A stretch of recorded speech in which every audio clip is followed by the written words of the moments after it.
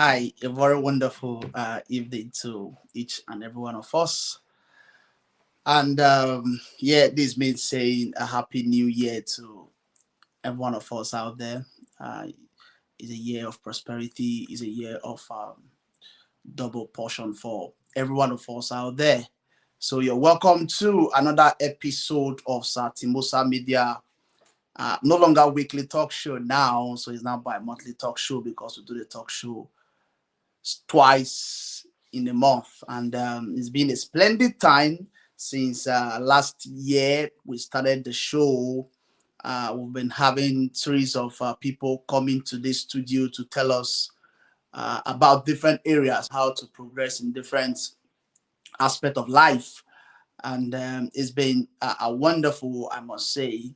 Yes, a lot of souls have been blessed, a lot of lives have been imparted, and we trust God that the session this evening will impart our lives the more. The session this evening we have a way of touching us in touching every aspect of our lives, because today happens to be the beginning of a new week, the beginning of a new month, the beginning of a new year, the first day of January 2023. So it's been a long time coming, and well, we've been trusting God for this year. And this is at the time, this is the period, this is the time that we need to actually expose to us what it means to really start up at this very early stage. If you think very well, you discover that you had your plans for last year. A lot of people had their plans. They had, oh, I'm going to do this for the year, I'm going to do that. A lot of things were supposed to be done for last year, but how many of us were able to really meet up with our needs and accomplish our dreams? Just few. So that is the reason why we're coming up with a program like this evening, that will help in enlightening us, that will help in letting us understand what it means to start early. So if you've been having challenges in drawing out your plans, mapping out your plans for the year, so this is the kind of show that you need to actually be present, because we have a scholar in the house. We have somebody that has been there. He knows what it means to start early.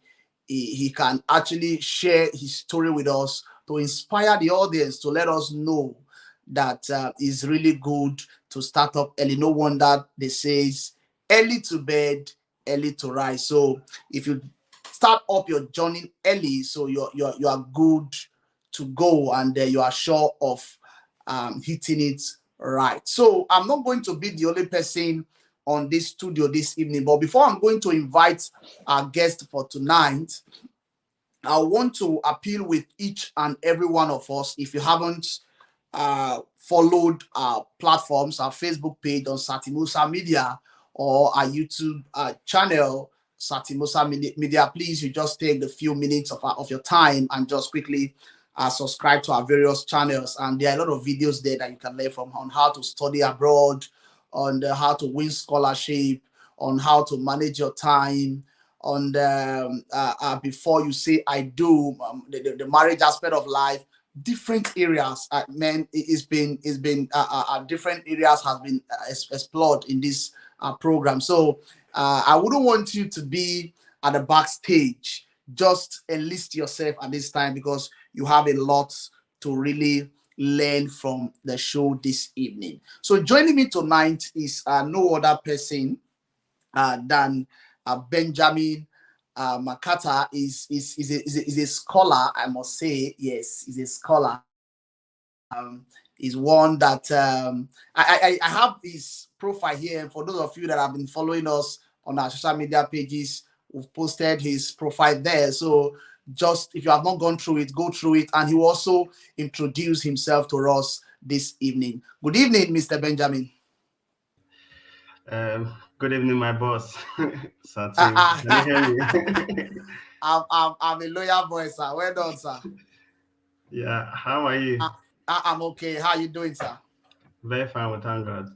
And Yeah. thank you very much for honoring our invitation. I know today is supposed to be a very busy day for you, being the first day of the year, but you were able to still find that time to join us on the show this evening. Thank you for joining us on the show this evening. Yeah, I'm very happy to be here. So thank you very Thank you. much. Okay, our audience will really want to know you, so we want you to please introduce yourself to the audience, sir. Okay. Um, First of all, I don't know how is my video. Is it showing properly or Very, very okay. Very, very it's okay. okay? Yeah. Yes, sir. All right. Thank you very much. Um, I mean, where do I start from? Start It's from always somewhere. it's always a very difficult question in terms of introducing yourself. But yeah, I think my name is Benjamin McCartin. Just as you have seen, if you search Benjamin McCartin in some of the popular platforms, you get to see it. I'm there on like that on Twitter. If you search, I think I'm more frequent on LinkedIn, Benjamin McCartin too. You'll see me there. Um, and then yeah. So in terms of introduction, I don't know if Satim, maybe as you said, you've already advertised my profile, but in terms of introduction, I'll start with what I am currently. I'm currently a student, a PhD student. Uh, I'm doing a research on agriculture, and that's why if you ask me, I see myself as a farmer more often. So I'm a farmer. I'm currently doing my PhD, researching on climate change and greenhouse gases. Um, in terms of my background or where I'm coming from, I have a bachelor's in agriculture from the University of Uyo. So if you're here from the University of Uyo, shout outs to you. After the University of Uyo, I secured a fully funded scholarship to study in the UK, where I did my master's in agriculture. I specialized in sustainable agriculture and food security. After that, I was lucky again to get another fully funded scholarship to do another master's, this time a master's in business administration, an MBA. And after my MBA, I again got another fully funded scholarship to do a PhD, this time 4 years PhD, which I started sometime last year. So, in terms of brief, just to summarize everything I'm saying, I'm happy to be here, but I'm a farmer. If you want a very short introduction. when I said we have a scholar in the house, some person did not really understand what I was trying to say. I think with that very short and brief introduction, you should have an idea of who we have in the house this evening. Though he claims to be a farmer, but we have not actually seen the farm. Yeah, we have not seen it. So he's a scholar. Yes, he's a scholar, I must say. So is one that I've followed for quite some time now on LinkedIn, and I've been following his works and everything. So it is one that is very, very reliable when it comes to topics like this. You can see, looking at him, is still looking very young, and he have his bachelor's degree, two master's degree, and now he's doing his PhD. So obviously he started early, so he should be in the best place to advise us this evening. This is just the year is still very fresh, it's still very new, and we should be able to understand what it means to start early and when to actually start. So Mr. Benjamin, what can you tell your audience about starting early? All right, thank you very much. So, first of all, Miss, I would like to just to put it out there to sincerely thank you, Satim, for this privilege. I understand that there are thousands of people that you could have invited for this crucial topic, but you chose to to invite me. So, I'm humbled by your invitation, and I also want to thank you sincerely for the great things you are doing through this platform, for giving back to the community, for touching a lot of lives through this Thank you. platform. Thank you very much, and I'll try as much as possible. I've done a little bit already, but I'll try as much as possible to encourage some of my young people and young mentees around me to make sure they are following these platforms and Thank you very much, benefit Dr. from and benefit from what you are doing. Thank you very much. So in terms of starting early, when you invited me for the topic, I was like, wow, starting early. I mean, what's a day to actually have it first of a new year, to start early. But before we actually go into like starting early, it's always good to ask, what do you want to start? Mm, That I think that should be the starting point. What is the end goal? When you understand the end goal, when you understand what you want to achieve, what you want to get, I think then it will be easier to define starting early. So if I want to believe that the end goal per se is going to determine how early you need to start, if you understand what I mean. So, for absolutely. instance, if somebody I'll just give a brief scenario now. So, if somebody needs to run 100 meters in maybe 1 minute, and another person needs to run 1,000 kilometers in that same 1 minute, of course, starting early for one person is definitely different from starting early for the other person. Yeah, Again, because the end goal is different, the distance they need to cover is different, and all those things. So it really really depends on what each and every one of us hearing me wants to achieve. So if you want to achieve a little bit, the time you need to start early may be just a little bit. You may need to start a little bit short. If you want to achieve a lot, then definitely, uh, just like some of us that, I mean, the kind of goals that we are already setting or trying to set, we are already scared of it. So definitely, you have no time if you want to achieve those big dreams. So I think having that kind of background is by the way. So in terms of starting early, there are a lot of things we can do. I don't know how I'm going to like gather each and every one of just put everything together, but especially I'm trying to understand that there are lots of this platform. I know there'll be people that are maybe possibly in secondary school. There may be yeah, others, from the different yeah, different categories. yeah. So different categories of people. So again, um starting early, the first thing I would want to say is understand the goal that you've set. Now that you've understood the goal that you've set, make a plan. Make a plan of how you want to achieve that goal. And the easiest thing, I guess, is making a goal. Say, I want to be this person at the end of this year. That I think that's the easiest stuff. But actually making up a plan and dividing that goal into different subtasks, I think that is a very very difficult thing that a lot of people fail to do. So one thing about starting early is, yes, you have a goal that you want to achieve. Have you divided that goal into several tasks that you want to achieve? So, for instance, if you have 6 months to carry out a project, you need to start early. That's fine. It is better to divide that project into what you are going to be doing per month. Yeah. After doing that, it's also good to divide what you need to do in a month into what you are going to be doing in a week. If you've done that, again, it's also important to divide what you need to do in a week into what you want to be doing each day. And then for daily tasks, again, you need to divide it into what you want to achieve per hour or every 2 hours of the day or every 3 hours of the day and all that. So when you have that actual disaggregation, if you like, that division, if you like, then it will be easier for you to say, I have to achieve this particular thing in 24 hours.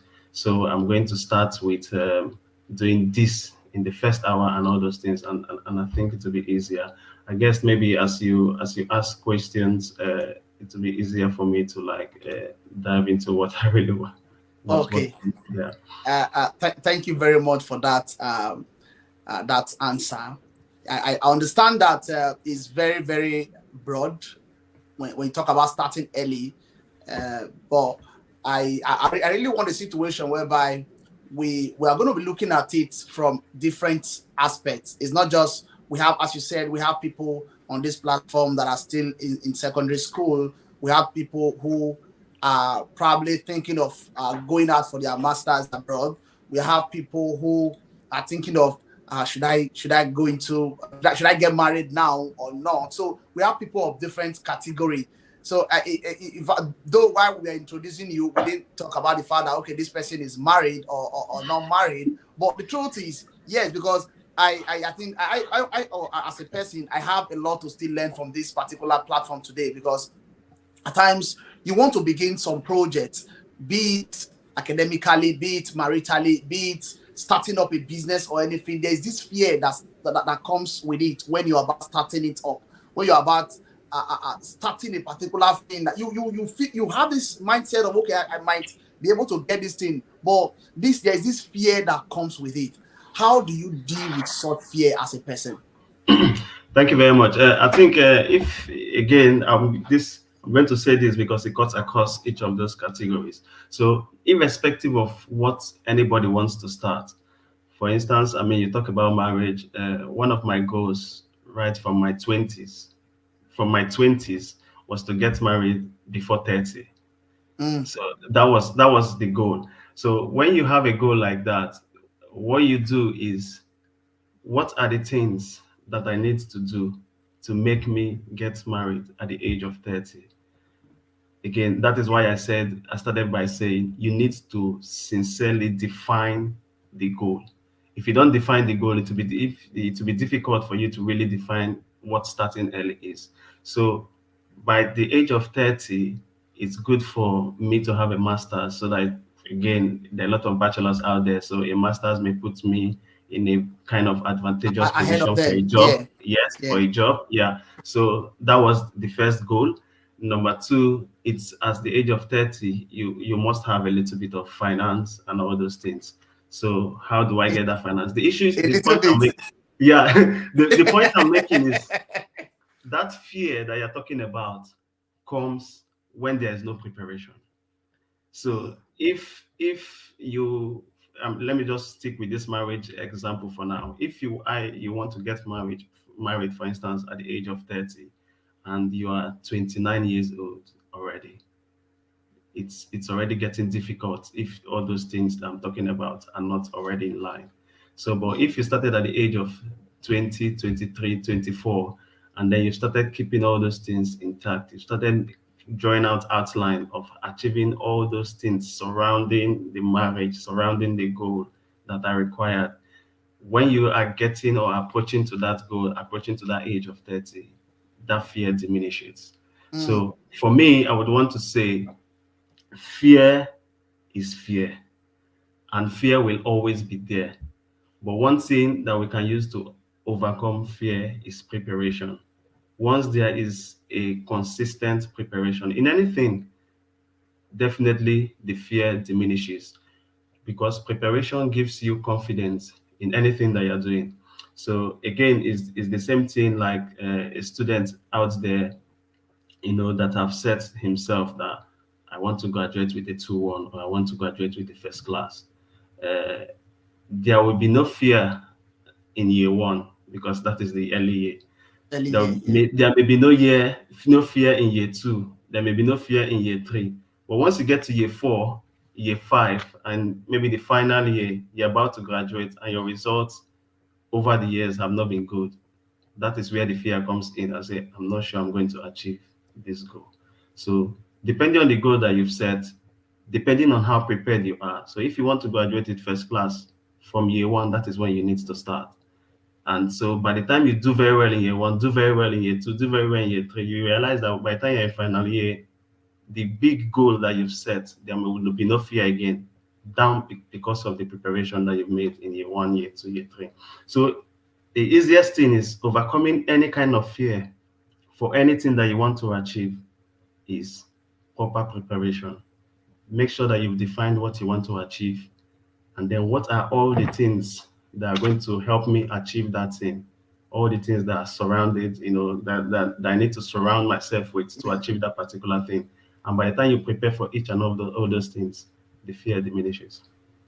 Okay, yeah, thank you very much for that. Please, viewers out there, I know you will not want to miss this opportunity. You might have your questions, you have some things that is bothering you. Please don't forget to drop your question in the comment section, and I assure you right here, right now, our guest for tonight will be doing justice to those questions because he will see them on his own screen where he is. So, Mr. Benjamin, we have discovered as a result of research and through statistics, you see people setting up goal at the beginning of the year.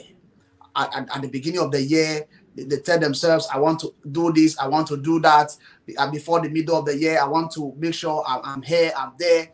But the time where they feel, oh, let them go back and look at the goal that they have set for the year, they find out that they have not been able to do not even 1% of it. What do you think could have been the cause of that problem? Thank you very much. I think this is a very important question, and it cuts across again so many fields. So there are a lot of reasons why people fail to achieve their goals. A lot of reasons. I'll just try and run through maybe very few as I remember them. Number one, as I said, the easiest part, as I said earlier, is actually setting that goal. Yeah. That's the easiest part. Actually writing it down. I want to be this. I want to get here, and all those things. That is actually the easiest part. Now, if you set out a goal, the next thing for you to do is take actions. I think that's where a lot of people, They miss it. a lot of people miss it. And again, I'm sorry to say this, but I think it's more, especially in the Christian folks per se, the ones Mm. that claim to, in quotes, have faith. A faith, You know, yeah, yeah. yeah. So they can definitely quote a lot of passages. I can do all things through Christ. That stretch that faith. Yes, yeah. A lot of those people, they can actually do all those quoting and all those things, but the issue is you need to take action. And even the Bible that you're quoting says faith without work is dead. So imagine somebody that have set up a plan that I need to get a job by 3 months, but you've only done one application for jobs.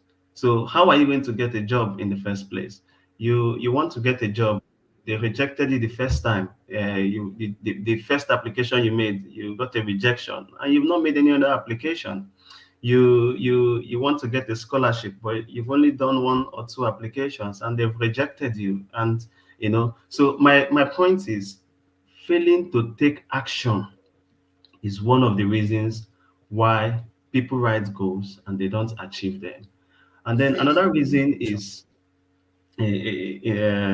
I would say, is the people that you surround yourself with. Unfortunately, Mm.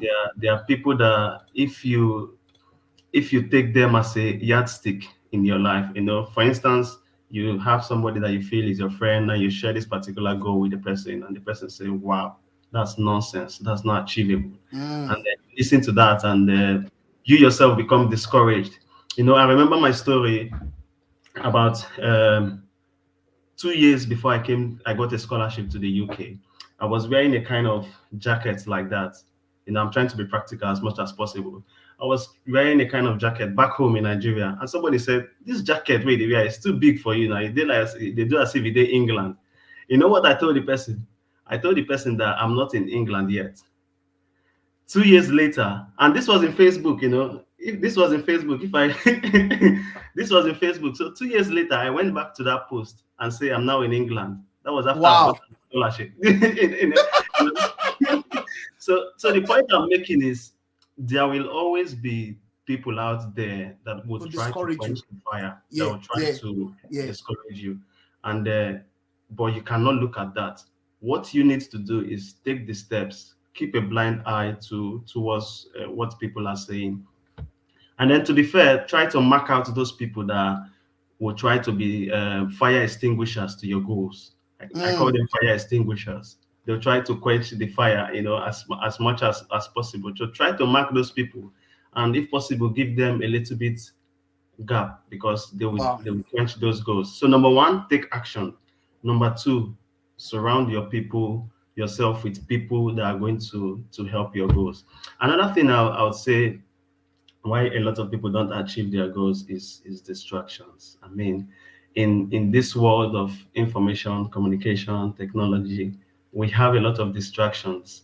Social media, of course, as young people, is the number one.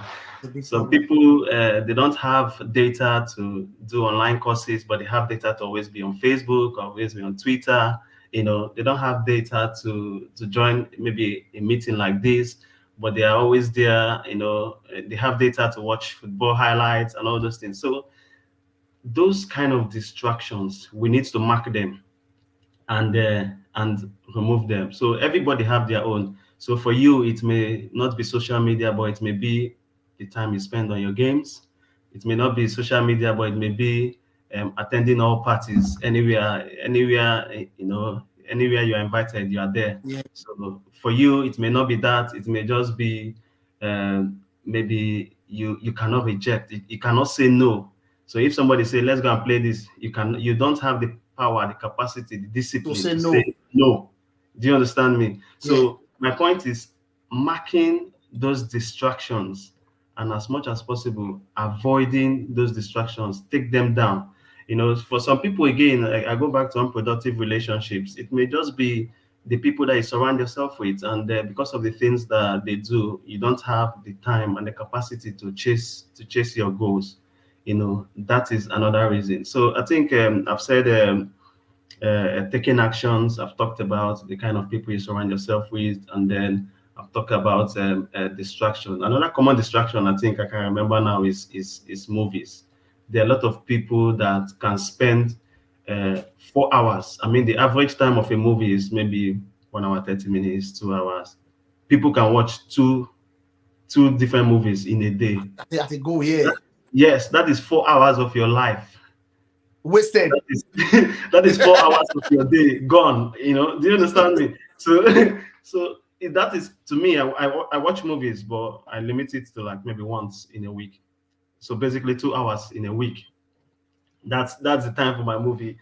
So again, I'm not saying everybody should do this, but my point is do things that make you work, that make things work for you. Do things that will help you to achieve your goals. So if watching television, watching movies, watching some people follow all series.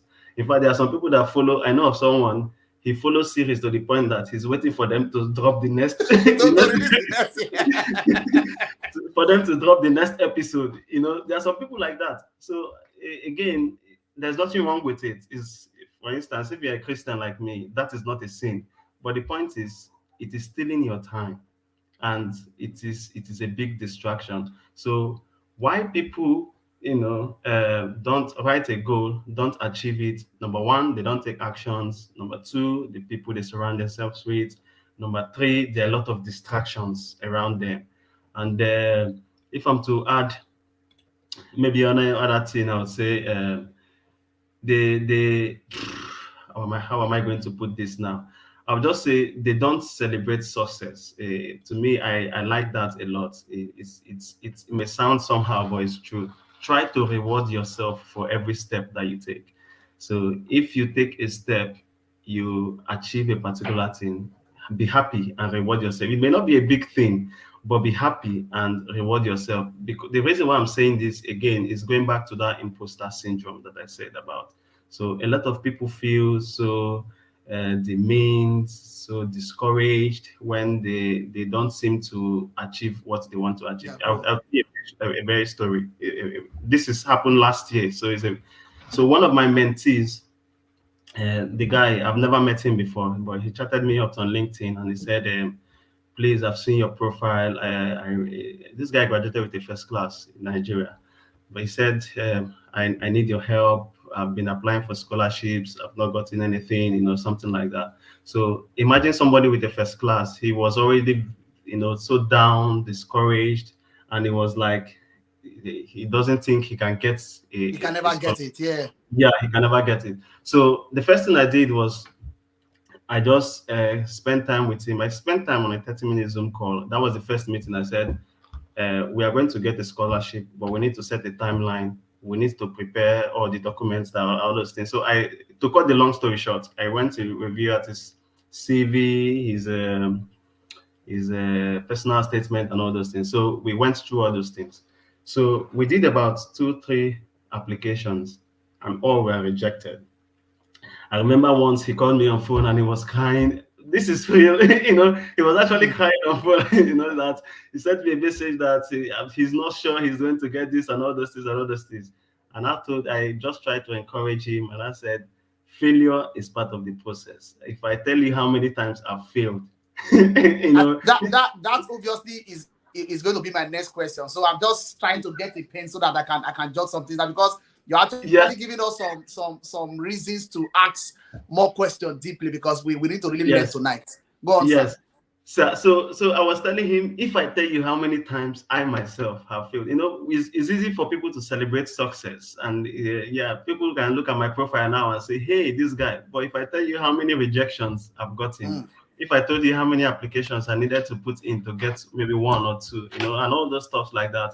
So to cut the long story short, as I'm talking to you now, we made about a couple more applications. But as I'm talking to you now, one of this mentee I'm talking about has secured a fully funded PhD scholarship from his BSc.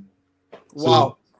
as in, he did only BSc in Nigeria. He does not have a master's, but he has secured a fully funded PhD to study in Europe.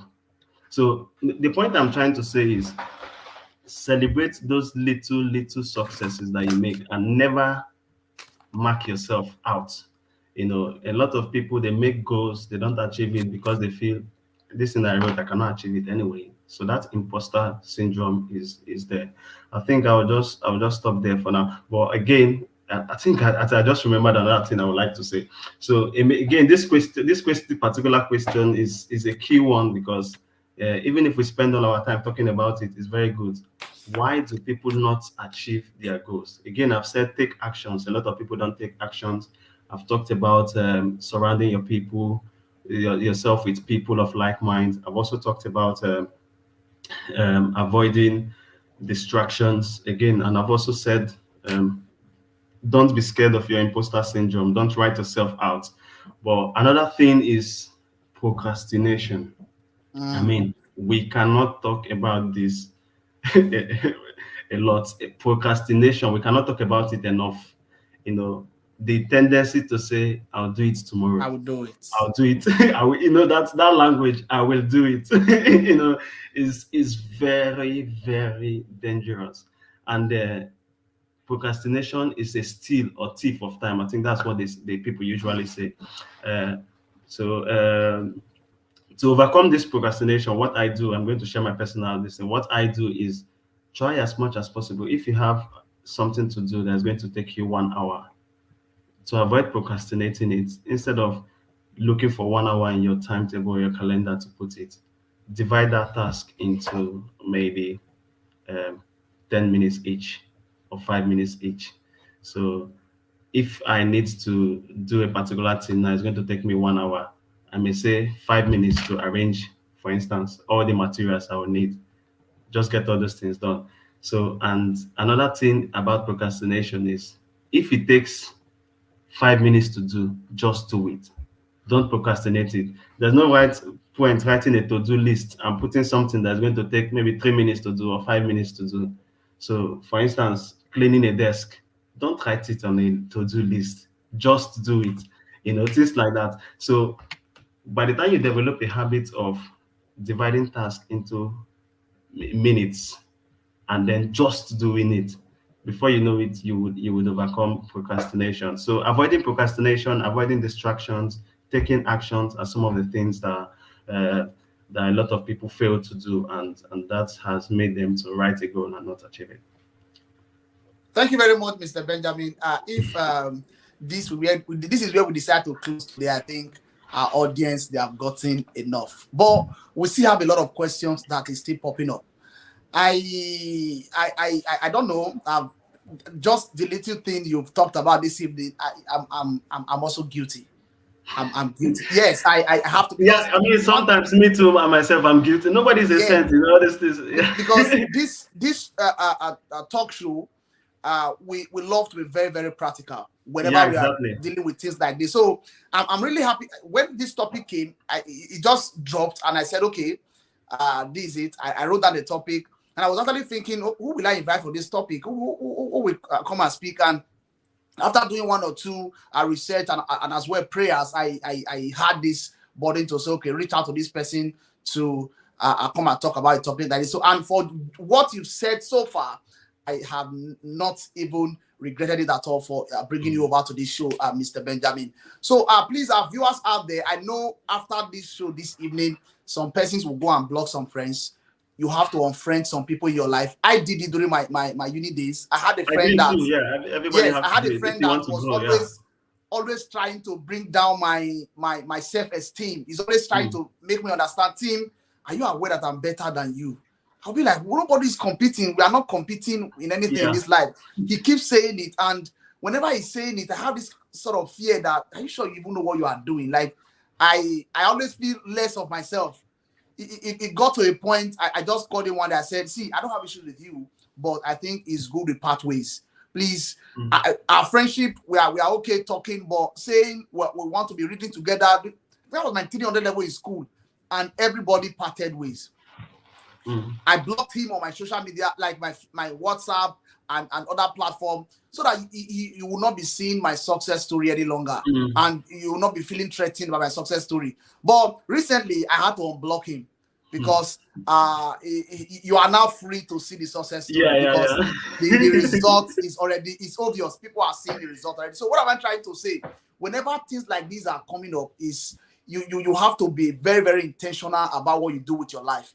Your success story determines on how well you decide to make plans. So how you lay your bed is how you lie on it. So you've talked about a lot of things, but one thing that gives me fear is the aspect of failure. People start projects and they fail. I've started series of yes. Before I go into that, please, maybe I'll have to also write, if it's possible for me to write to become one of your mentee. I don't mind doing that, sir. You guys Because are boss. No. I've been looking for a mentor. I How think can I found my one. boss See, be a mentee? this is a live show. I have audience watching me just now. Yeah. I have issues with procrastination. Yes, I have issues with it very well. I always tell myself, oh, I want to do this, and I find out that it's always giving me a challenge. I can there's still some to-do list on my phone today for last year that that morning I woke up, I to-do list throughout that day. I could not do one. So, but that doesn't mean that other areas I'm not doing well in it. But I think that's a major challenge I need to actually deal with. 2 months ago, I decided to apply for to do a theory and driving test. Telling myself, oh, I'm going to prepare.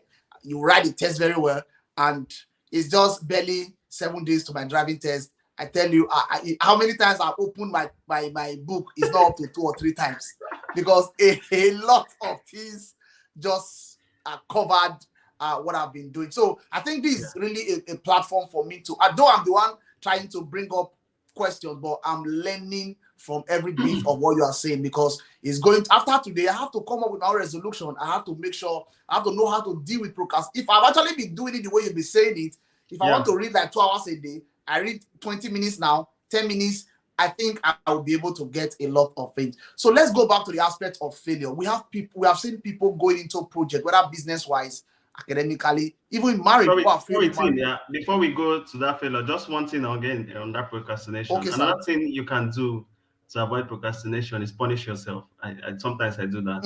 So you know that favorite thing that you usually do. So for me, sometimes it could be on maybe playing maybe football games or something like that. So if I want to relax, sometimes I just play that football game. So if I fail to do my task, I'll punish myself and say no football game this week, and I'm disciplined enough to something like that. That is being disciplined to punish yourself. That is another being disciplined to punish yourself. Do you understand me? So to some people, again, I do that also. Sometimes it can be, I'm not going to enter Twitter, maybe for instance this week, other than maybe joining our online prayers or things like that. So that particular thing that gives you a little bit of relaxation, a little Relaxation. bit of joy. So be disciplined enough to punish yourself if you procrastinate. Something like that. Yeah. Mr. Benjamin, I called somebody on WhatsApp yesterday, and the Yeah. person ended my call and messaged me directly to tell me I have I decide to stay off WhatsApp for some time. Please, can we Mm. talk here? I was Yeah. shocked. Yeah. I was like, you mean you are able to do that? Mm. I Yeah, have to so set up. sometimes I do that. In WhatsApp, a good thing about WhatsApp feature is you can pin one or two chats up. I don't know if you do that. Okay, So yeah, I I do. pin I my do. wife on a couple of important friends, maybe family or something like that, about three or four of them. So if I'm very busy and I just open my WhatsApp and check those three people, there are no messages, nothing. I drop the phone.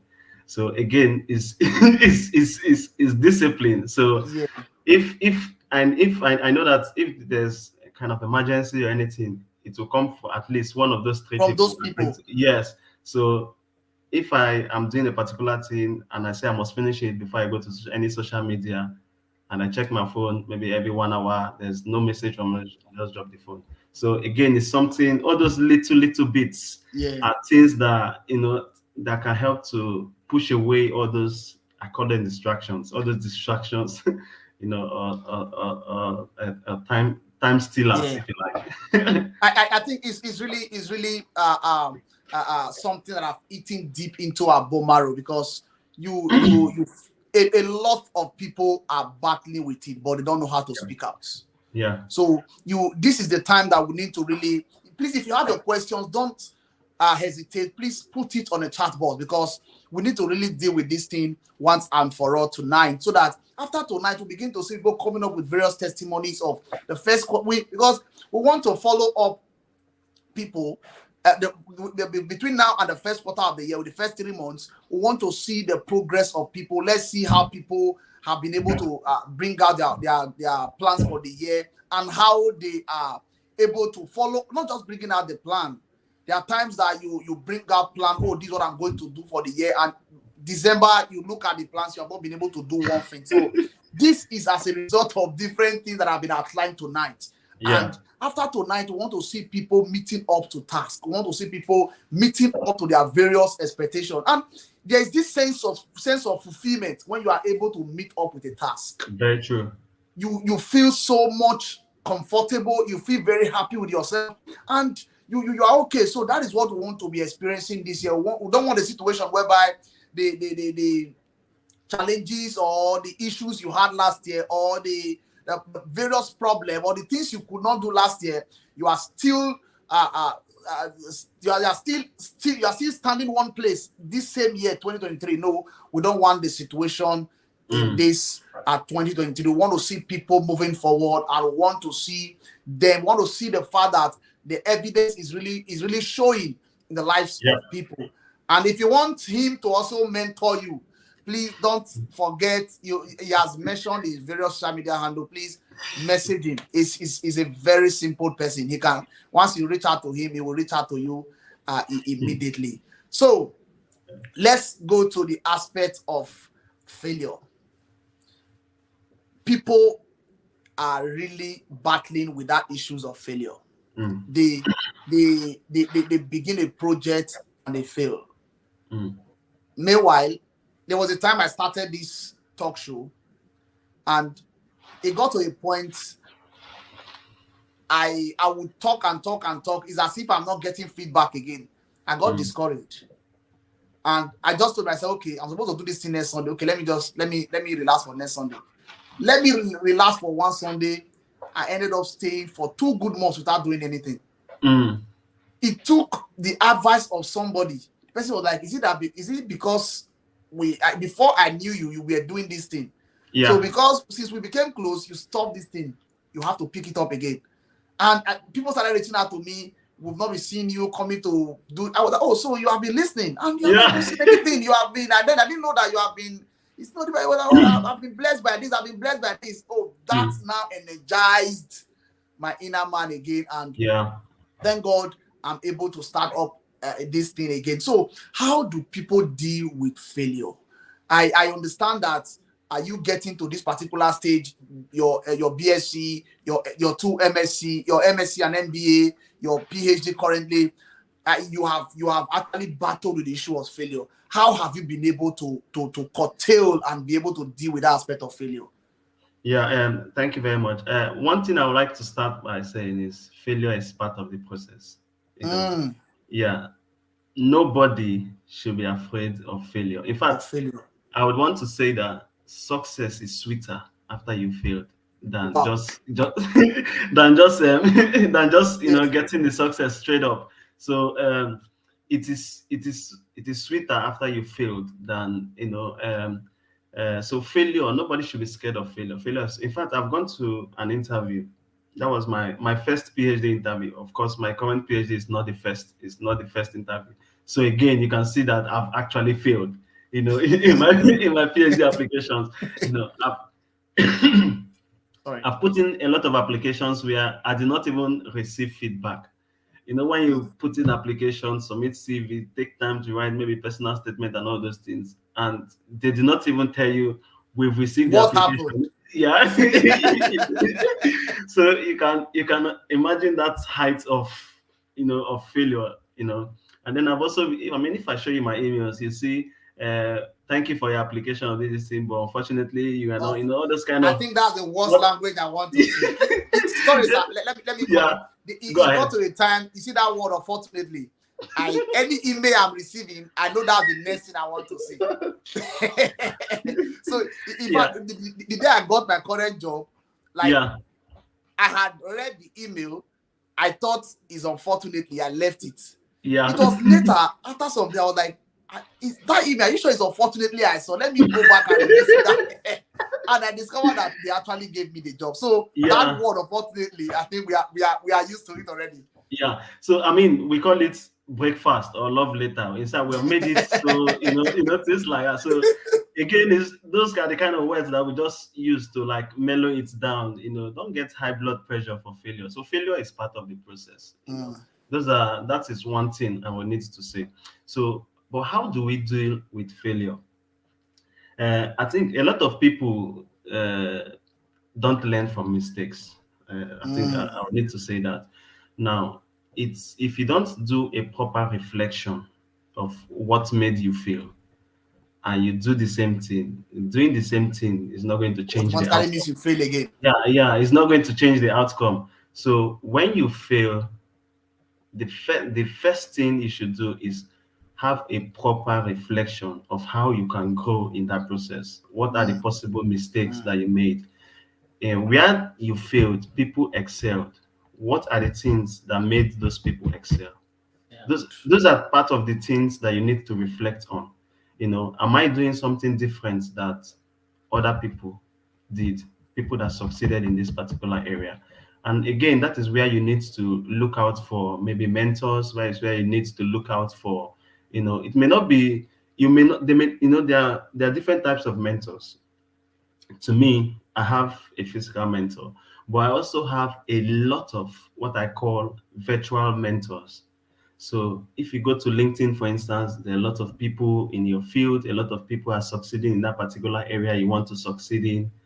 I put like proper notifications, you know, once these people are posting something like this, I learn from them from a distance.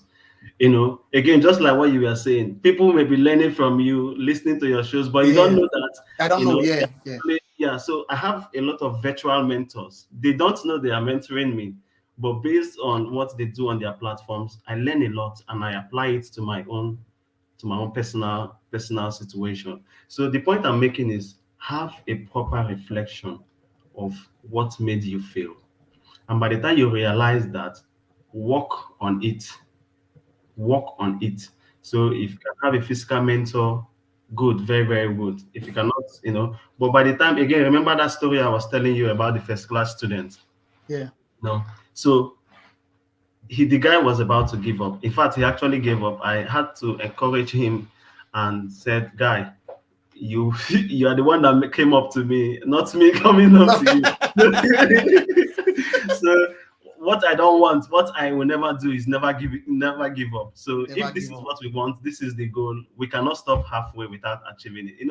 I was pushing a lot of applications, a lot of advertisements to him, and say, "Guy, you need to apply this thing." So my point is, don't just fold your arms and cry and pity yourself when you fail and all this. It's not going to change anything. No matter how you cry in the face of failure, it's not going to change anything. Mm. But what are you learning from the process? Do you need, for instance, if it's application for a job, do you need to change the way your CV looks like?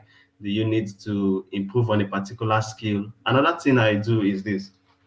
So, for instance, I'm doing my PhD now. I was talking to one of my friends the other day is, at the end of your PhD, what is the kind of job I want? I already know the kind of job I want. So go to maybe a job site, maybe like Indeed. If you know Indeed, I don't know if it's in Nigeria or anywhere you're listening to us. So just go to any job platform, type the kind of job that you want, and see the advertisement there. Look at the job description of what they require. I'm talking about 2, 3, 4 years before you get there. Again, that is why Yeah. we are talking about starting early. Starting early, yeah. Yes, that is it. So for me, I'm in the first year of my PhD, but what do they require PhD students?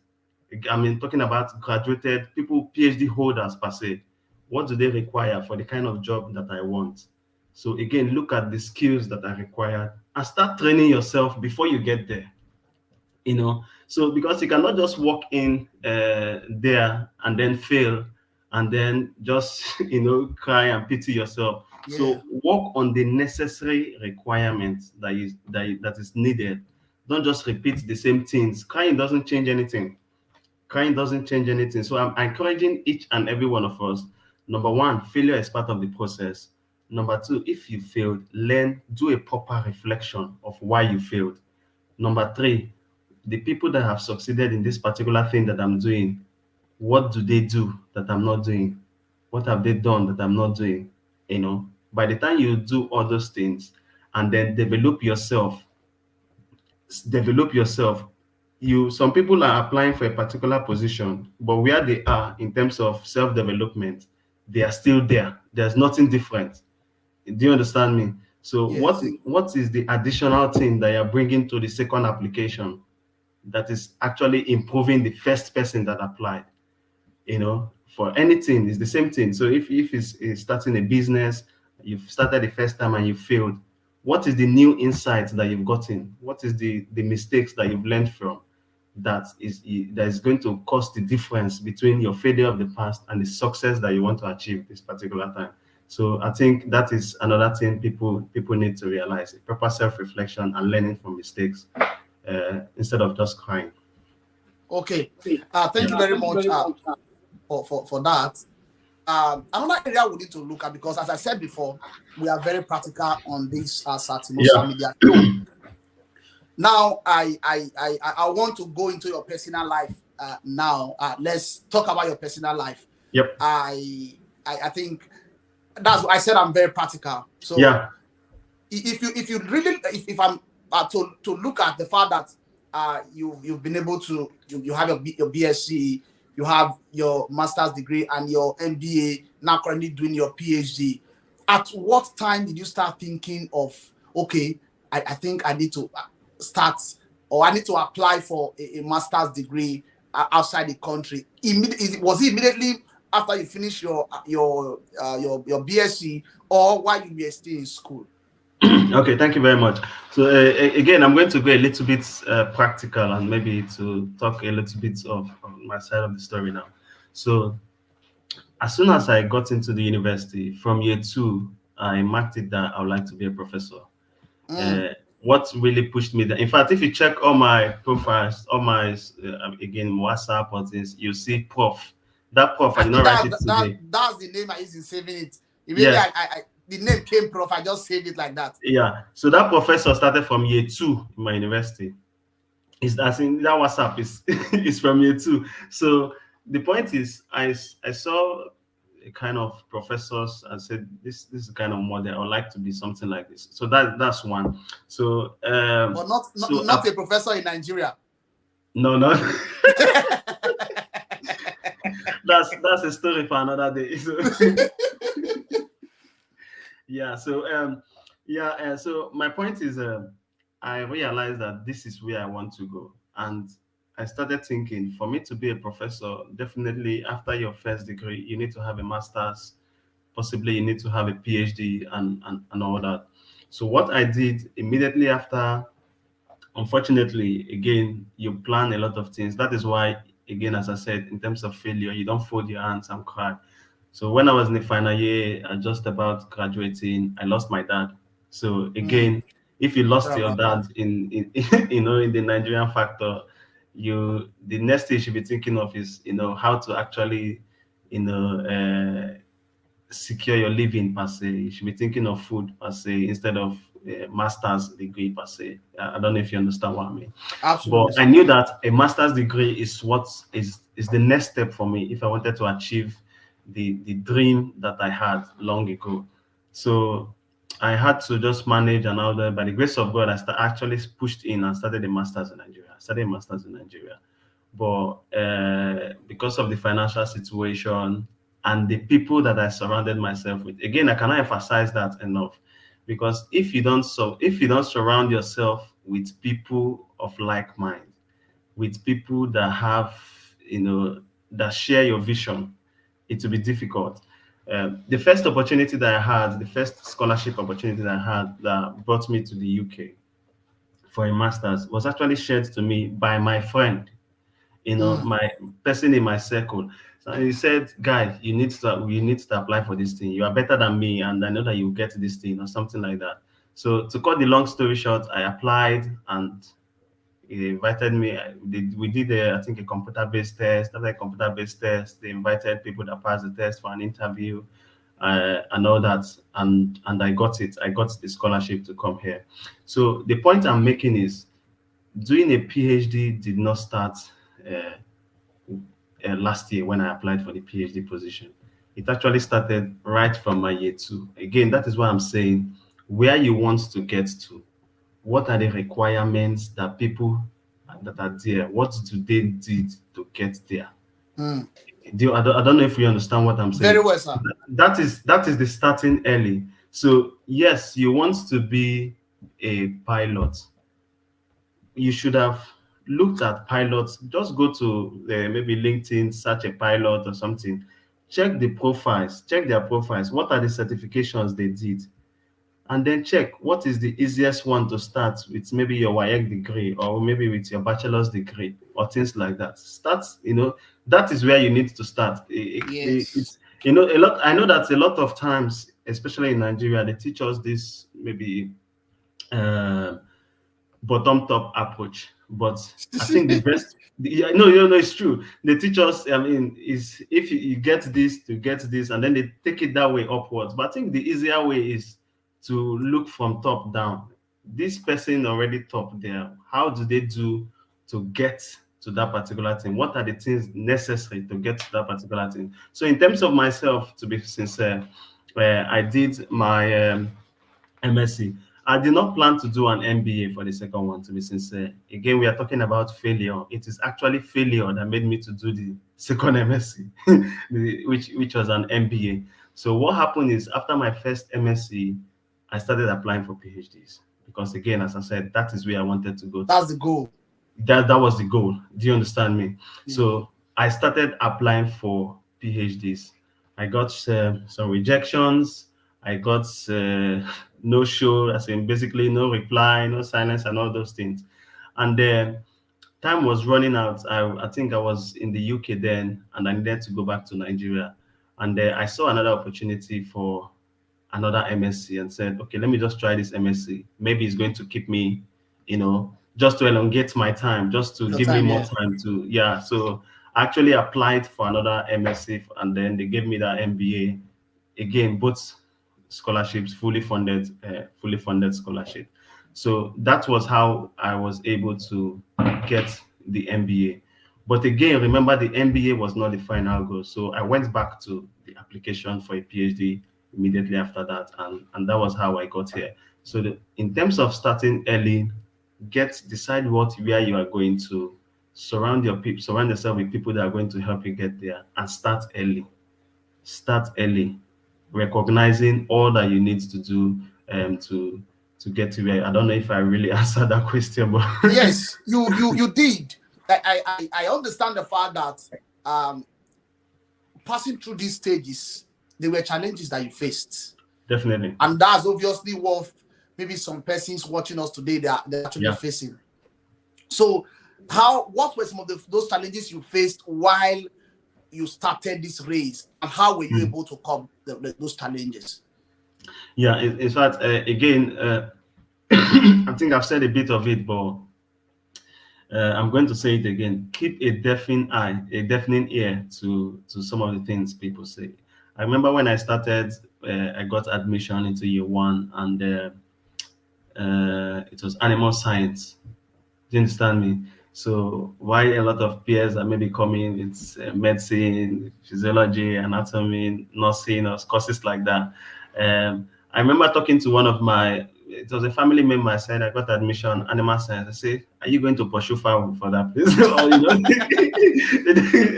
Yeah, you know, Mr. Benjamin, yeah, I have a friend that yeah, recently, okay, when she got admission into our institution and it was animal science, yeah, I tried all I could just because of the mentality of animal science. What will you do after yeah. school? You own a Mm. poultry. Even like till now, I think she should be in our finance now, or about to or a year to her finance, or her Yeah. penultimate year. When she's posting on her WhatsApp status, my farm, like she's always Mm. posting either poultry. As a student, she goes to the Mm. poultry. She goes to maybe the different. At times she will tell me, look at some of the plantain. I was like, is that what you have come to this life to do with your life? So I've always had because at the time I was like, okay, you change from animal science to nursing. At least Mm. help your life. She will tell me, no, I have prayed. This is what God asked me to Mm. study. So I think maybe this particular session is meant for me to reorient myself. Obviously, I did that I studied animal science. So Yeah. and you are doing this well. So I think I Yeah. have to go back and apologize to that person. Okay. thank, thank you. Thank you for sharing that story. So my point, the point why the reason why I actually brought up that story is, again, as I said earlier, forget about what people are saying. You know, just put the goal that you have in front of you as the main thing. So irrespective of what people are saying, just push on. And imagine if I felt so discouraged and maybe went into my university days, not taking things seriously, not reading properly, just because of what I felt, What people have said. that course, the course I'm going to study or something like that. So that was one of the challenges, as I said. Having the guts to ignore what people say is a big challenge. If you consider if the one thing I know is, as a lot of people know, you cannot please everybody. Mm. It is impossible to please everybody, no matter how good, How you try. how saintly, how excellent what you did is. In fact, there are some people that will even be annoyed because you did it excellently. Do you understand me? So Mm. you cannot please everybody. Everybody just get that stick in your head and know that you cannot please anybody. So having the guts to put a deafening ear to the challenges that will come from people, is a very, very big thing. And then another challenge that I faced, again, as I said, is, imagine somebody that wants to do an MSc and PhD, and you lose your dad immediately after the first degree. Yeah. That alone It's is a discouraging. challenge. That alone is enough to push you away from the goal, the overall goal per se. But again, that is why, I mean, in my story, I cannot emphasize the need for God, irrespective of Mm. who you are, where you are. God is part of if I want to tell you these different things God did at each stage, I mean, we will stay here for a long time. So God is part of the story, and that is why it's good to have God If you start again, I was talking to some people this morning. I said, start with God. If you start with God, the process becomes easier. The reason why we talk about God is God sees the end from the beginning. He has all power. He's all knowing and all those things. So if we put God as part of your story, put God as part of your process, it becomes easier. And it becomes easier also to overcome those challenges. So God has been helping. So again, money, there will always be financial issues as far as again the Nigerian factor, but not folding your arms and crying is another thing. So while all those challenges are there, maintain yourself and decide that I'm going to still achieve this thing. To So go. don't allow challenges to stop you, but challenges can slow you down. Mm. Challenges slow a lot of people down. That's fine, but don't allow challenges to stop you. Challenges can slow you, challenges can delay you, but never allow any challenge to stop you. If you were running before and a challenge come, fine, you may start walking. You may start maybe instead of it to, if you cannot walk, just start maybe crawling if you like. Just be making those mini steps, but don't just lie down and give up to a challenge and start crying. Make sure that you're making progress no matter how small It those is. progress are. Yeah. So I don't know what else can I say about challenges. Challenges are there again. It comes in different forms, in different ways, whether financial, whether losing a loved one, whether failing, as we've talked about, the failing and failing and failing. But no matter what happens, if that is the goal and you have God in your boat, you would always achieve. Okay, thank you very much for that wonderful answer. So let's also dive to another aspect of your life now, which is the aspect of your marriage. Yes. At what point did you start thinking about getting married? I think I have to. My pen is here, so I have to write down some things now. Because no, all these things encapsulate what starting early actually means. Because Yeah. this is the first day of the year, Yeah. and I need to start drafting out my goal. I not Mm. just drafting out the goal. I need to start drafting out realistic goal, things Yeah. that I want to. Last year, I drafted some goals, and yesterday I looked at those goals. I said I'm happy that I at Yeah. least I tried, Yeah. Tried. Yeah. though I did not hit it, but at least All of I it. tried. But there are some I did not even bother to touch at all. Mm. So those are the ones I want to see how to bring to my table now, and see how to set a realistic goal and make sure I'm able to hit it. So at what point did you start thinking about getting married, and how realistic was it when you actually thought about it? And if it was realistic, did you really meet up with that time that you actually planned getting married? Yeah, so I got married. I planned to get married on before my 30th birthday, and that was like maybe about 20, about when I was 20 years or so. I think we were discussing somewhere. I think it was a seminar or something, and they were talking about. I think it was a marriage seminar I attended, and the man was like begging people, say, please try as much as you can to marry early or not, things like that. You should not be in your 40s and taking your child to a secondary to a nursery school, you should not be in your 50s taking your child to, when you're 50s, you should have a child that maybe is in the university or about graduating, or so that they will take care of you, things like that, so that you enjoy Absolutely. them per se. Do you understand me? Yes. So that seminar actually went a long way to change my mindset. Again, that is another thing we can learn. A lot of us are privy to a lot of information. We have a lot of opportunities, but again, something like this too. A lot of people are listening now. But what do you do with the information that you hear? Do you understand me? So it's not just to hear with one ear, allow it to pass through to the other ear. If you don't do anything about what you are hearing, it's not going to change anything.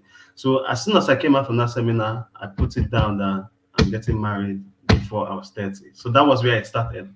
This was my 20 or 21 or something. I am getting married before I'm 30. That's it. let, So, let me start setting up realistic goals. Please, so viewers out there, don't look at my face. Oh, I'm not yeah. old. I'm still very young. So you can go ahead, sir. So, but again, this is 20s, and that was a realistic goal because I had like, I mean, about 10 years if you had to look at it to get everything set. Yeah, So by the time I got to 25, now I think then I've lost my dad, and you can imagine I needed to reconsider if that is going to be realistic again with the Nigerian factor because I was still in Nigeria at that time. So, but that's the goal. I did not really lose sight. I mean, to cut my marriage story short, is other than getting married before 30, I know that marriage is not something that you joke with. The reason I'm saying this is this, especially if you're a Christian like me, the person that you marry can make you to lose God, to lose heaven. absolutely. You understand me? So, Yeah, in as much as you want to do it as early as possible, if you get it wrong, if you get marriage wrong, you've ruined the next 30, 40 years that are going to live in this world. Because once you get into it and you want to get to heaven, you cannot divorce. I don't know if you understand me. So, in absolutely. as much as I wanted to do it early, I wanted to make sure that I'm going in there with God and I'm getting the exact person God wanted me to get to. So, I mean, I'm sharing my marriage story. Is this is going to sound somehow, but I'm going to say. So, when I came to the UK, I was 28 now. Yeah, when I finished my first masters, I was about 28 now, and again, because of I've moved out to Nigeria, at least the financial aspect became a little bit easier Encouraging. to meet. I like But that word. Encouraging. that doesn't mean is there, but it became Yeah, encouraging. there was encouragement. There was before encouragement. before after this show, so that will not check our inboxes and see different account number. Eh, Yeah, so there was encouragement. Yeah. yes, So and the next thing now is to get the other side right, which was getting the right person, the right and that person. is where you have to pray very, very well. Sorry, sir. Yeah, Let me ask. It means at that point where you had finished your first masters, the person was not there yet. you know, yes, the person was there. I would say yes. The reason was that at that point, as a young guy, you have a lot of friends of opposite Yeah, gender. obviously, Do you obviously. understand me? Yeah. So, but there was I was not committing sin with anyone, and there was no one that would say, I promised him her I was going to marry her. I don't know if you get what I mean. If you get what I mean. Yes. So so I stepped up my prayers at that time. Just about I think halfway into my first masters, and when I was about graduating, I stepped up my prayers and said, God, I need I need to take this seriously now. And once the devil knows that you are actually praying for that, you get a lot of things. So I remember I was in the UK here. I was about to leave the UK back to Nigeria after my first masters, and some pastors, to be fair, and some leaders walked up to me and said, "Bro, why are you going back to Nigeria? You're too good to be in Nigeria. And look, we have sisters in the. Why not?" Absolutely.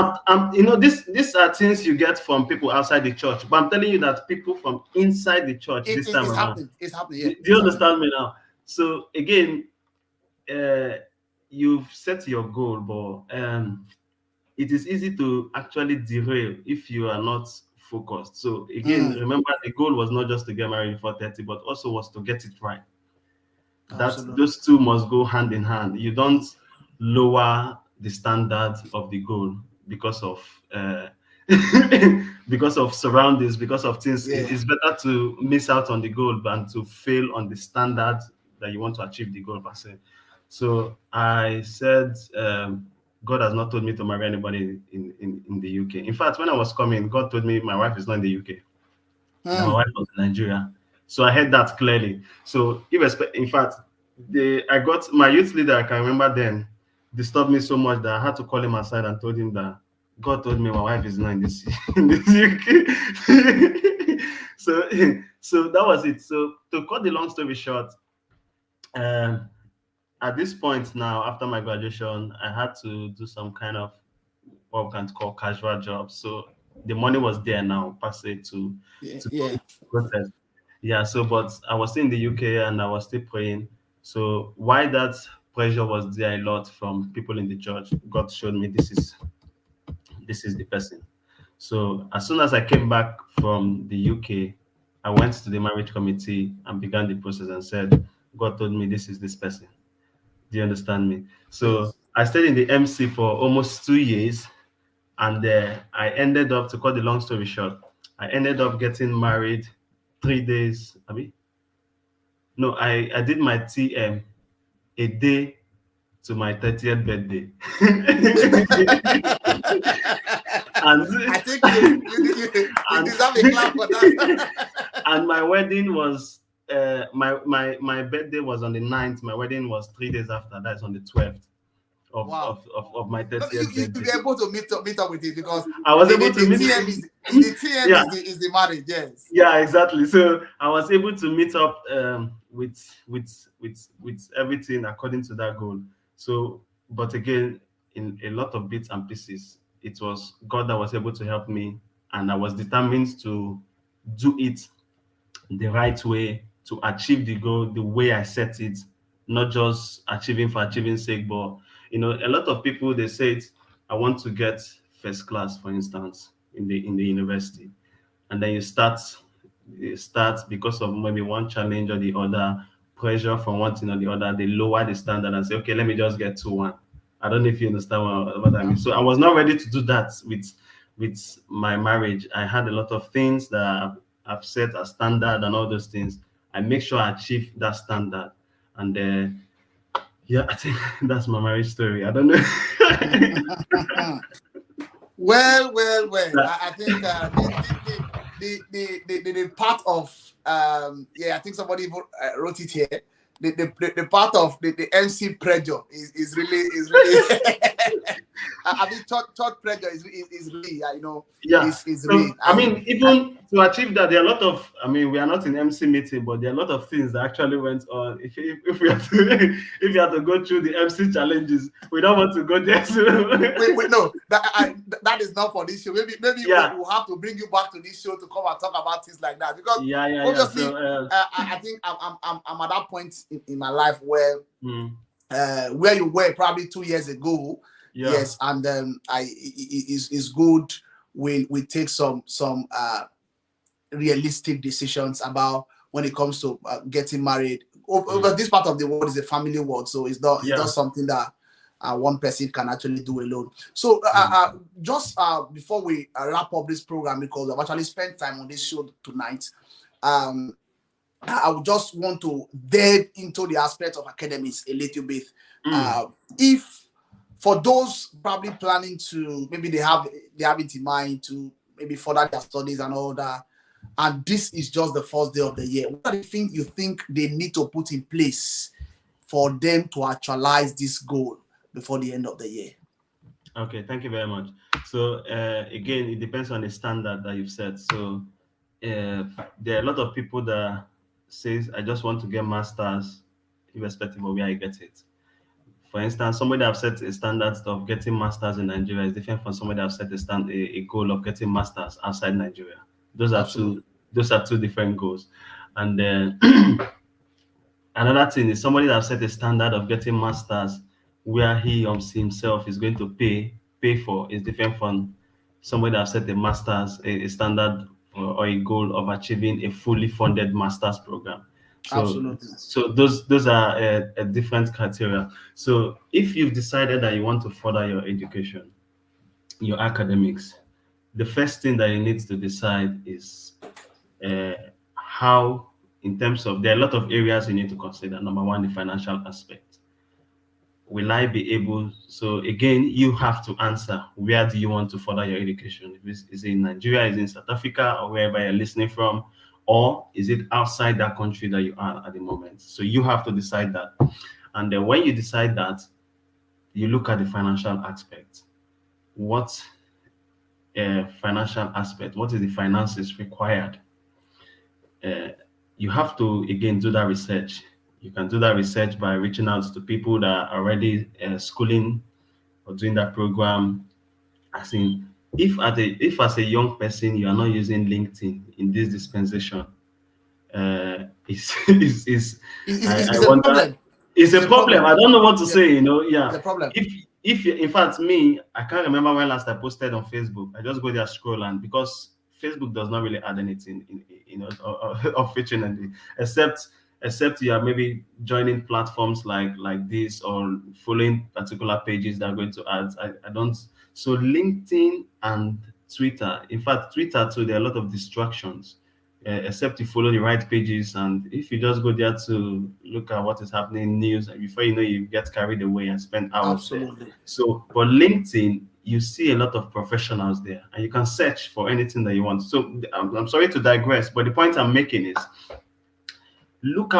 search for people that are actually doing that program that you want to do at that level. If it's MSc, if it's PhD, if it's BSc or anything that at that particular school, at that particular country or anything, and reach out to them. Just try to know maybe a little bit of the financial aspect, what is going to cost you and all that.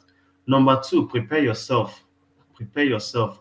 After the financial aspect, consider if you can fund it yourself. If you cannot fund it yourself, the next step will be to what are possible ways I can get funding for this particular program. Mm. So, what are the possible scholarship routes I can use? Is there are a lot of scholarship routes? It comes some universities give scholarship, government agencies give scholarship. Commonwealth, for instance, there is a group of Commonwealth, which is the UK government providing for a lot of countries and all those things. So identify possible scholarships that can fund the program that you're looking for. And then the most important, which I guess should be easy, I'm talking about it last because this entirely depends on you. So that is basically the easiest part.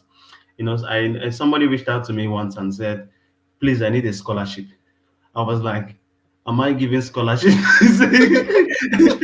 Hey, Am I? because after this show, I might come to your DM and tell you, please, I need a scholarship. So I was like, am I dashing scholarships or anything? So and I now switched at the person and I said, okay, there's no problem. So what do you want to study? And I think the person told me and said, okay, do you want to study a PhD? And I said, okay, that's fine. In your bachelor's, what did you get? He said he got a 2-2. I said, okay, there's no problem. Do you have your transcript? No. Do you have a CV that you've prepared? Comment. He said he does not have a CV, but he can prepare a CV. I said, okay. Have you ever written a personal statement? So from that brief interaction, I see that this person is not prepared. It's not person that for you to start looking for scholarships, for instance, you need to have your CV down already, a proper CV. So this is not Nigerian format CV. You need to look out for if you want to apply for a scholarship in England, in Canada, how are their scholarship, how are their CV formats? Those are the things you need to look at for. People don't spend time to do all these things and they just think it's an easy process. So if you want to progress your career, if you want to go to the next step in your academic this thing, take all the necessary steps, all the necessary preparations that you need to make. If you need to, another thing I know is a problem in Nigeria, getting your transcript.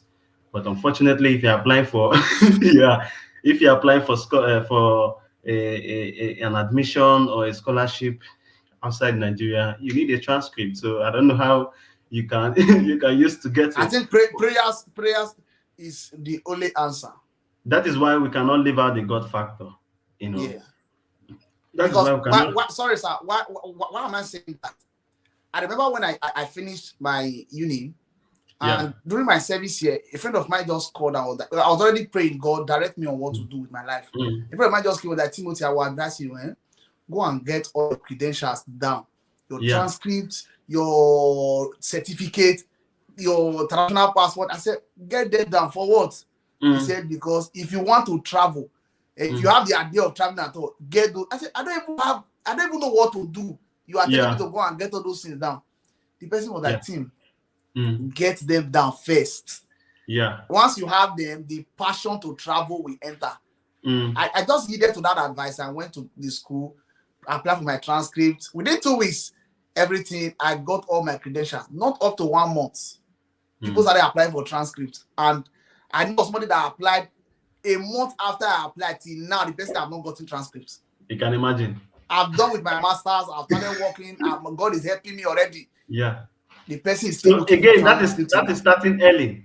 Starting early, So yes. Starting early. if you had waited or procrastinated for I by would 2 have still weeks been in or 3. Nigeria by now.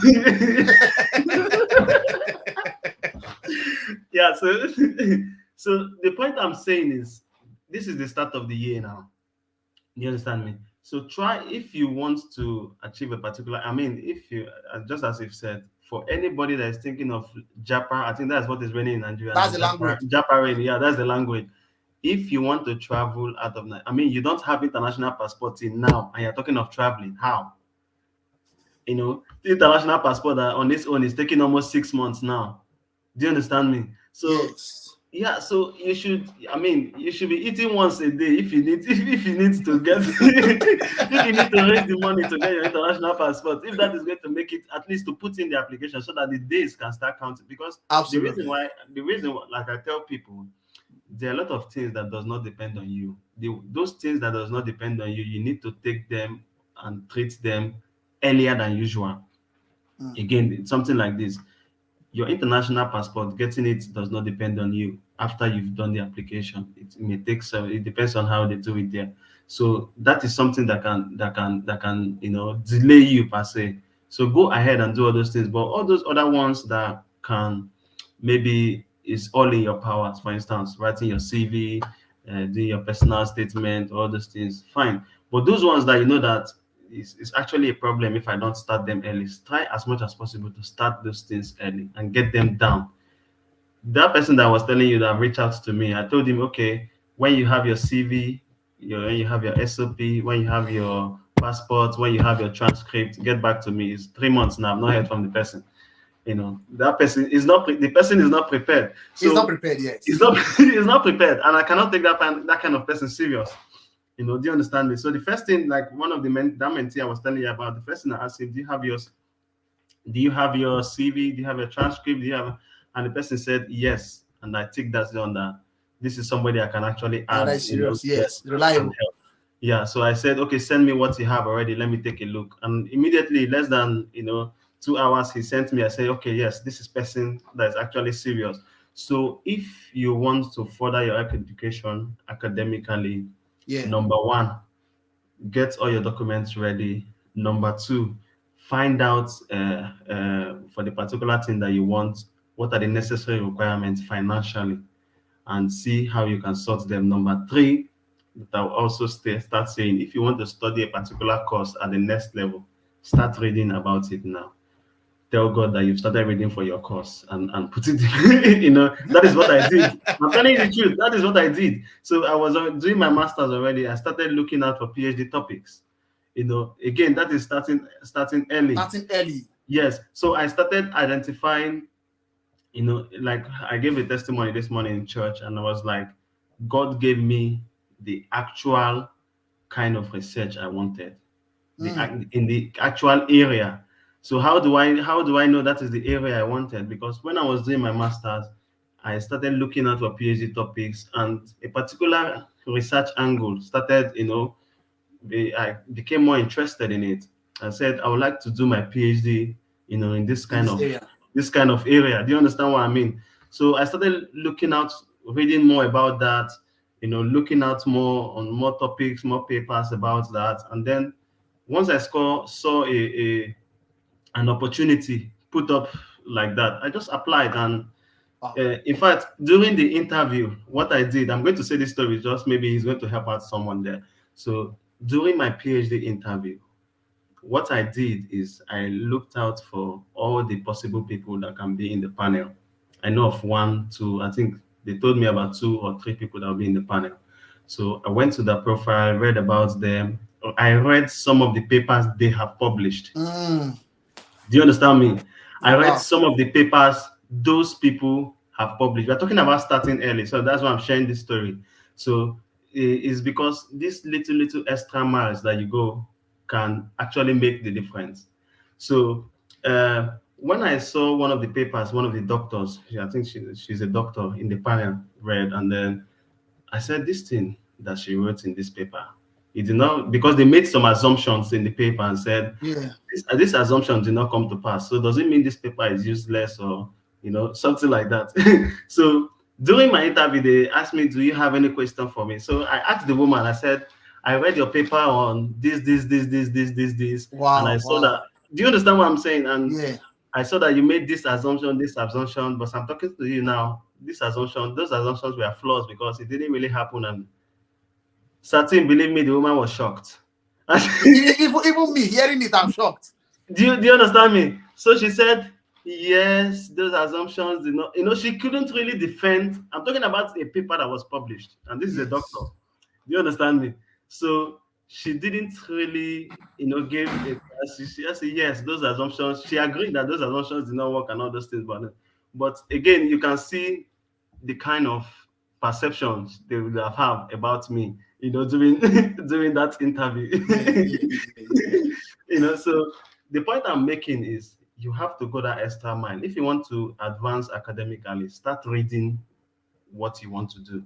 There's nothing wrong. It doesn't mean you have to understand everything, but just start developing an idea of what you want to achieve academically, and then watch out for, do all those necessary preparations in terms of documents, in terms of financial requirement, and all this. Just do all those things, and yeah.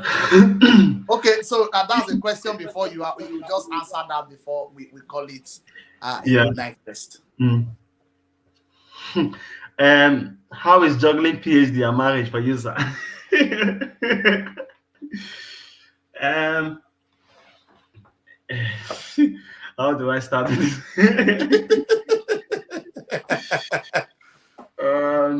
Yeah. So it depends. It depends on what you want. Like I said, I before marriage, my wife knows that I'll be doing a PhD. This because one of the things that we do, as I believe a lot of people churches will do, is you guys need to discuss your career plans, all those kind of stuffs like that. And when you discuss your career plans, it's also an opportunity uh, to say what will be happen, why this is going on, for instance, why my Yeah. PhD is going on, what will be happening to the family, to the marriage, and all those things. And I can tell you the truth, my marriage is doing very, very well. The Mm. only downside at the moment is, unfortunately, as Satim, my wife is not yet here, but Yeah. hopefully, all those things will be sorted out very soon. So, but in terms of my marriage, my wife, my little daughter, which I'm happy God blessed us with, they are doing very, very well. I create time for my PhD, of course, as you can imagine. I also create time for For my family. family time. Mm. So you cannot sacrifice family for career. That is a Mm. lot. That is one wrong thing a lot of people do. I cannot sacrifice my wife, my daughter, my marriage for a PhD. Unfortunately, I cannot do that, but a lot of people can do that, which is not right. So, in terms of juggling my PhD and my marriage, I can tell you that at the moment, by God's special grace, by the help of the Holy Spirit, both of them are going very, very well. God gave me a good wife, an understandable wife. I understand her too, and marriage is sweet. I know that our team is just. I'm just so many things is running through my head. Yeah, so marriage is sweet so long as you get it right. I go back to Mm. it again, getting it right, because if you don't get it right, that's where the problem is. Yeah, but if through the help of God, through the help of the Holy Spirit, you're able to get it right, you people can actually breeze through any situation, any challenge ahead. So in terms of juggling my PhD and marriage, I think I don't know if there's any specific thing the person asking really wants, but both of them are going well. How have you conquered I know procrastination? you have answered this before. I think you Yeah, should just buttress on it so yeah. that We've yeah. actually answered this before, but as procrastination in a short, I'll just say is a thief of time. If you want to overcome procrastination, um, look out for things that are making you procrastinate. So Mm, all those things that are giving you little pleasure. It may just be playing a particular game. It may just be scrolling down your phone on a social media network. So look out for all those things that are making you procrastinate. I call them distractions, and take away all those things or limit them. Try as much as possible to limit those distractions. So those distractions again can be also in the form of the kind of relationships you keep. So the kind of people that you have around you, and people that will always want you to do things that are not productive. Try again and try to limit those kind of human relationships that are going to limit you. If social media or internet is your problem and you cannot stay without it for one reason or the other, don't buy data if that is going to help you. mm, So definitely be disciplined enough to to avoid or take down all those things, all those distractions that are giving you pleasure to procrastinate. And that's one. Number two, as I was telling Satim earlier, we actually spent time in talking about this. Number two, punish yourself. That's what I do. Be disciplined enough to punish yourself when you procrastinate. So if you procrastinate, tell yourself, if I don't do this, I'm not going to do this particular thing that give me pleasure. Again, for my own, maybe listening to maybe some YouTube channels, or playing some software games or things like that. So I tell myself, if I procrastinate, if I don't complete this task that I'm supposed to do, I'm not going to do this for 1 week, for instance. I'm not going to do this for 3 days, for instance. And be disciplined enough to keep to it. Do you understand me? Another way to avoid procrastination, as I said earlier, divide those job divide that job into little bits and pieces. So if it's going to take you 30 minutes to accomplish it, maybe it may just be washing the bathroom or washing the toilet. Divide it into 10 minutes bits.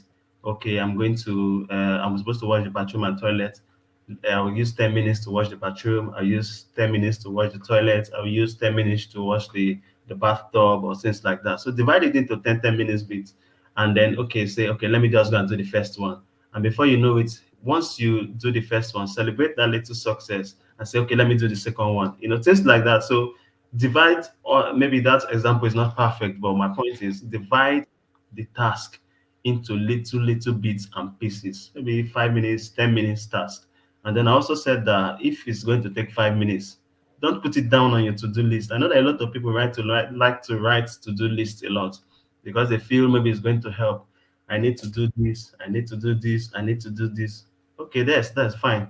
And sometimes they even go and write things that are going to take just 5 minutes. So if it's going to take 5 minutes, don't put it in your to-do list. Just do it immediately. Get it done. Because failure to do it, it means you're actually planning to fail in that particular task. So try as much as possible to avoid procrastination, and that involves being disciplined, be organized, and get things done. I just hope uh, if you can go back to this to the to this letter. I guess I think it's recorded. If yeah, it's recorded. Yeah. go back to this earlier, I think from the beginning of we really talked about procrastination, and you help yourself. Okay. Thank you very much, Mr. Benjamin, for your time and spending. You spent up to about an hour and almost 40 minutes with us this evening.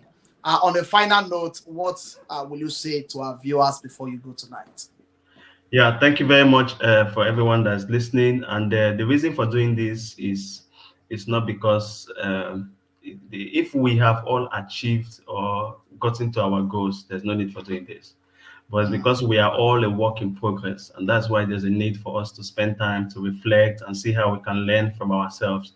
So, as I said earlier, is one thing to attend programs like this, seminars like this, maybe webinars like this, but nothing will change except you actually take learnings from it, except you actually take action.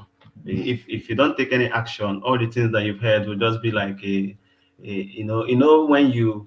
when you are in your house and you're perceiving sweet aroma from the kitchen of your neighbor. Do you understand me? You are perceiving sweet aroma from the kitchen of your neighbor.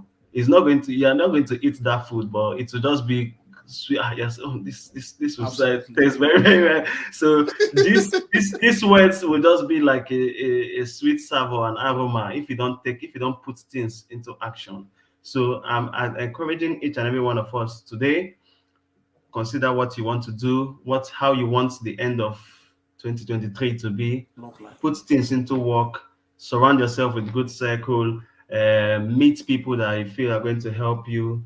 As I said, you can have virtual mentors, from a side. Take steps and do things. And when you take those actions, I can't wait to see you at the top.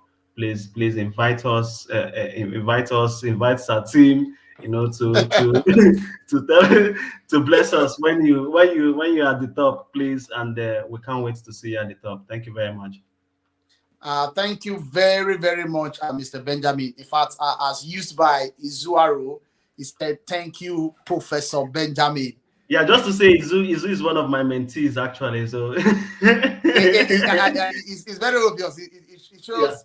I've actually been following those that really. In fact, today happens to be one of the best time I've ever had since I started this show. I must yeah, confess tonight because yeah. I had the opportunity of learning myself and also Mhm. learning from. We've been doing some things together. I didn't know most of these things, but I'm getting to know them online and on a live program. So I'm really, really glad that I got to know you. And though we've not actually started projects together, so hopefully Mhm. 2023 we have a lot of projects to be Yes, doing yes, I'm together. I'm open, sir. Yeah, Thank you very much. if I just sent. if a UK civil servant is proposing to you, who, who am I? I see. We thank God for that. It's a privilege, sir. So I just sent a message once, and you responded, and you were really happy to be with us, and you've been open minded, like you Mm. actually open your heart and blessing the people this evening. This is something I would encourage people to go and look at this video over and over again because a lot of persons, people are actually sharing testimonies already. People are really blessed tonight, and they learned a lot. So thank you for your time. I know wasting up. I wouldn't say wasting, taking almost 2 hours of your time, of a professor's time, is something that I I cannot do beg, for I'm you. not yet a professor. We are getting That's work in progress. yeah. So thank you very much, sir. I really, really do appreciate your time, and you do have a good night rest. As I said earlier, I'm grateful. Thank you for the opportunity and privilege. I'm So finding hope me what we have you again next time. I'm finding me worthy to be here. Thank you very much, and I pray that God bless each and every one of us. Again, as I said, don't forget the God factor. There's always a God factor, and I can't wait to see each and every one of us at the top. We'll meet at the top by God's will. Thank you Thank very you, much, sir. sir. And hope we will have you again next time. Thank you very much, sir. Thank you.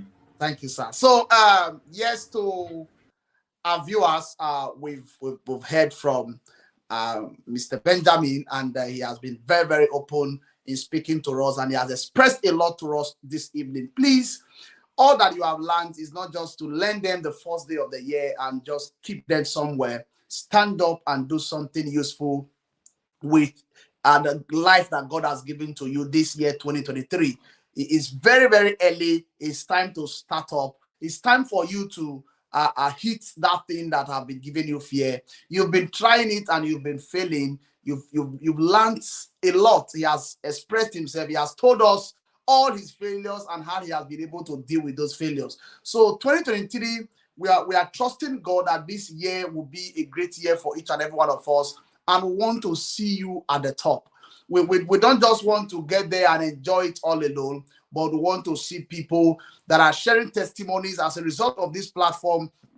They've been able to achieve their goal and they've been able to meet up with their respective needs. So we hope to see you. If you have not subscribed to our channels, our YouTube, on Facebook, on YouTube and Facebook, please do well to subscribe to our various, even on Instagram, you can do well to subscribe to our various channels, and we really, really do appreciate that. That is the only help we require from you just now. Just a way of saying thank you to us for what we are doing. Nobody's giving us anything, but we are doing this just to give back to the society. So please and please subscribe to our various channels, share our videos, comment, and that will give us great joy. So we hope to see you again 2 weeks from today, as we'll be expecting another powerful and great personality to come and talk to us on a new topic.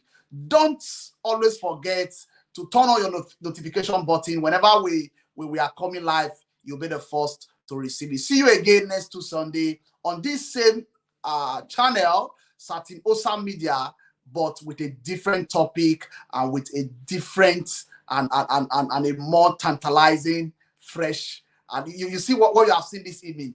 A more and more and more of that is coming next week. Thank you very much for joining us, and you have a good night rest. Once again, to all my viewers out there, Happy New Year. Bye-bye.